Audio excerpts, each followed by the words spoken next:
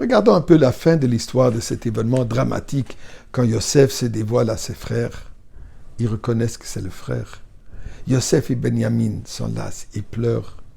Et le passouk de dire Va'akol nishma bet paro.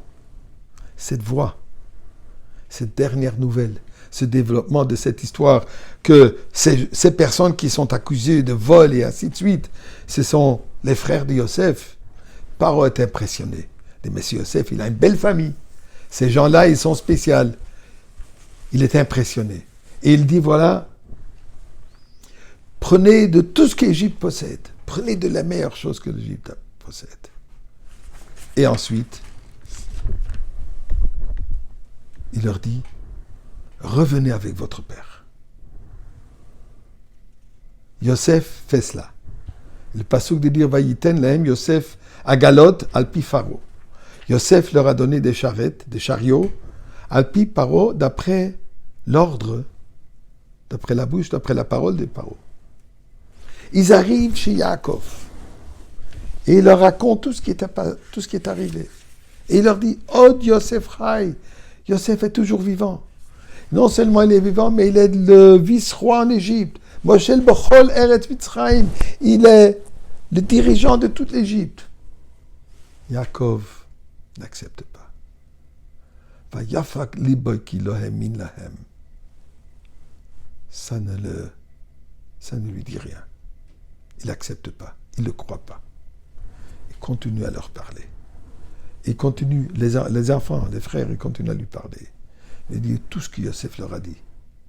Et là, Vayar et Agalot asher shalach Yosef, la 7 auto. Et là, il a vu les chariots que Yosef a envoyés pour le ramener en Égypte. Vatri ruach Yaakov avihem. Et l'esprit a été ravivé.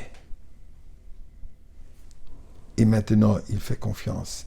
Il est sûr que Yosef est vivant. Qu'est-ce qu'il y avait dans ces chariots qu'il a tout à coup l'a impressionné, il a fait croire? Eh bien, nous dit Rashi, la Agalot, Yosef lui a envoyé pour lui dire, pour lui rappeler, je me souviens, comme toi certainement tu te souviens, la dernière Torah que tu m'as enseignée.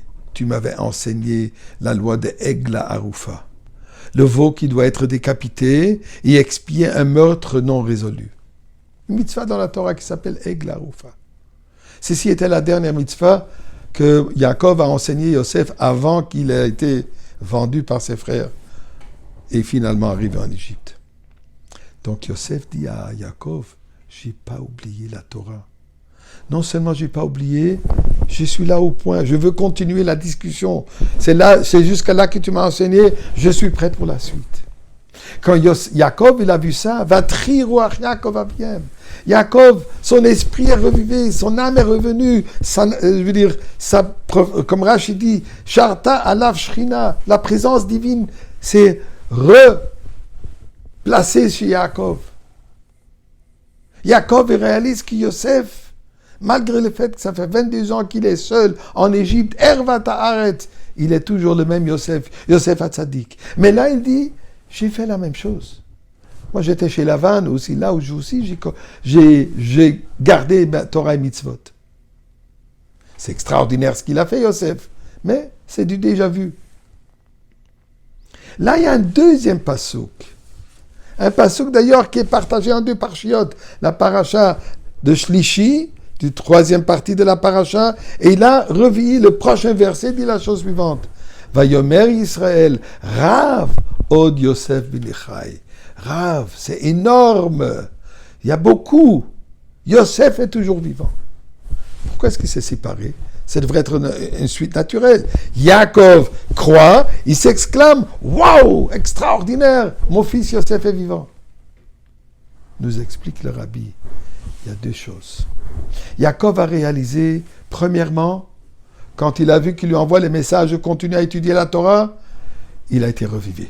Son âme était revivée. Que Yosef lui-même, il est toujours Yosef Hatzadik. Mais là, il dit, il a fait un pas plus que moi. Moi, Yaakov, j'étais chez Lavan, j'ai fait mes mitzvot, Mais j'ai quitté de chez Lavan. Je n'ai pas changé Lavan. Je ne l'ai pas influencé du tout. Au contraire, il est venu chercher chez moi ses idoles. Là, il réalise qu'il a envoyé les agalotes d'après la Pharaon. En autre mot que Pharaon aussi, il est d'accord avec ce concept d'agalote. Pharaon aussi, lui, il a été impressionné par l'enseignement de Torah de Yosef. Rav! Ça, c'est énorme. C'est beaucoup plus que moi j'ai fait. Yaakov, il voit ici que cette mission que lui, il a, qu'il a rêvé l'échelle reliée terre et ciel, qui est le dévoilement de la divinité dans ce monde, qui est finalement le temps de la Goula, le temps de Mashiach. Yaakov, il réalise, mais Yosef est en train de faire cela en Égypte. Là, il dit, Rav, ça c'est extraordinaire. Donc, de part, Yosef, il est tzaddik, mais il continue l'œuvre. Et l'œuvre se termine aujourd'hui par le fait que nous allons mériter la venue de Mashiach.